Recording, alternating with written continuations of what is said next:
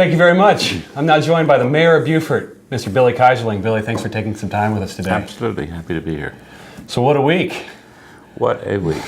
Talk about, I just told someone I'm not sure it would not have been easier to be out doing physical labor than to be sitting and wondering what's happening. Yeah. So from your vantage point as the Mayor of Beaufort, how did you spend the hours between Friday night and Saturday morning?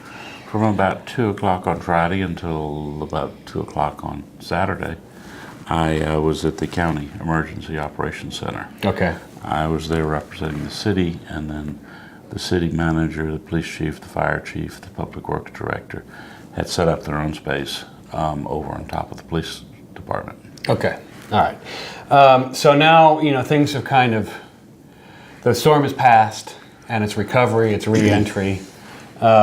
Tell us a little bit about how the city is operating as far as resuming some of the public services that the citizens of Beaufort are used to. Right. Well, public safety is always our primary function. And as soon as the winds died, the police and fire were out doing any number of things separately and together. Right. They knocked on doors of people who they believed had stayed here to make sure they were okay. The fire department did an incredible job of clearing the streets so that traffic could move. Moved every tree off of every street except those that were tangled in wires. Right.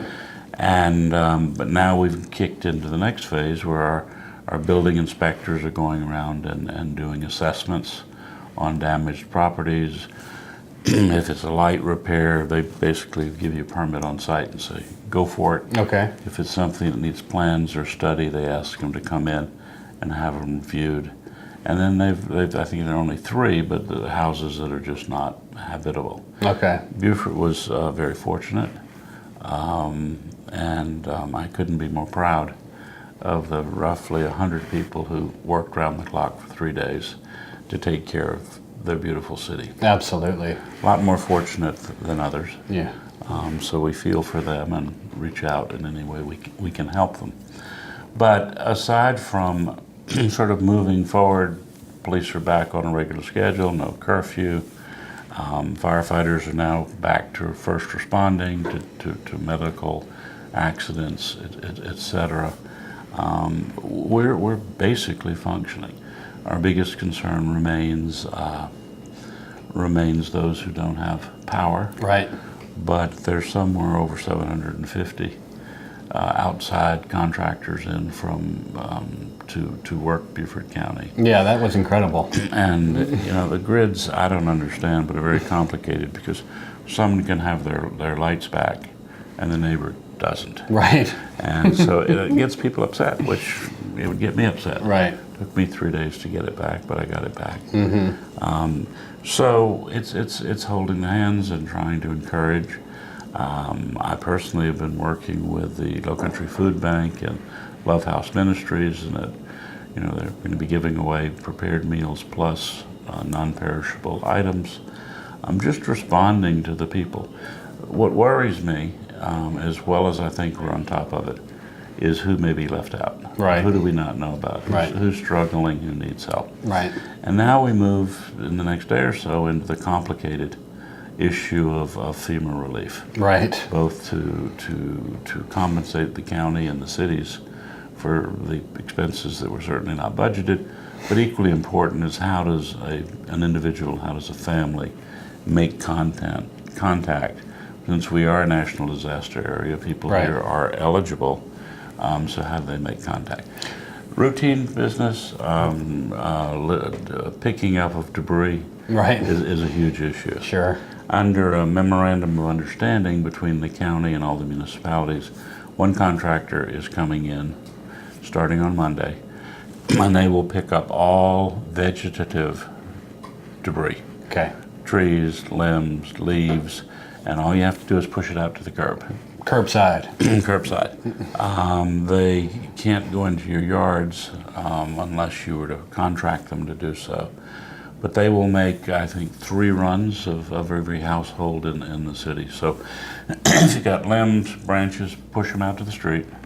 As of Saturday, Waste Pro will have caught up and they will take white goods, they will take their normal trash, and they will take any wood or building supplies that are left over. Okay. So the FEMA-sponsored pickup, it's about $5 million.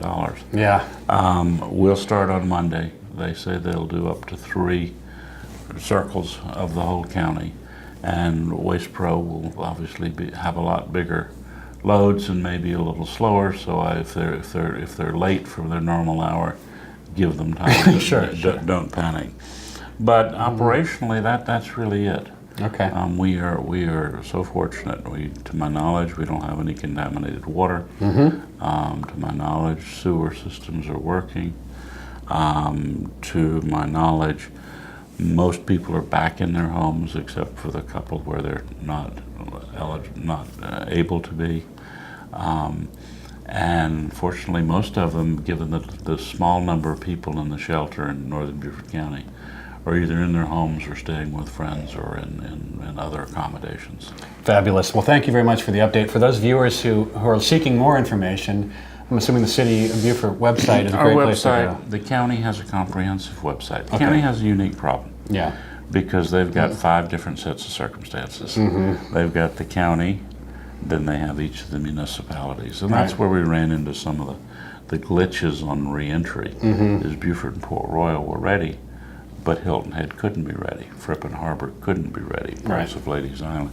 So, a lot of people talked about communications glitches. I think it was how you handle each of them, each of the separate entities who were hit in a different way, who suffered different consequences, and who needed different kinds of needs. Absolutely. Billy, thank you so much for your time. Maybe we can catch up with you next week. That's right. And, I've been doing a newsletter almost every day. So anyone who wants that, let me know. Good stuff, Billy. Thank you very much. Back to you.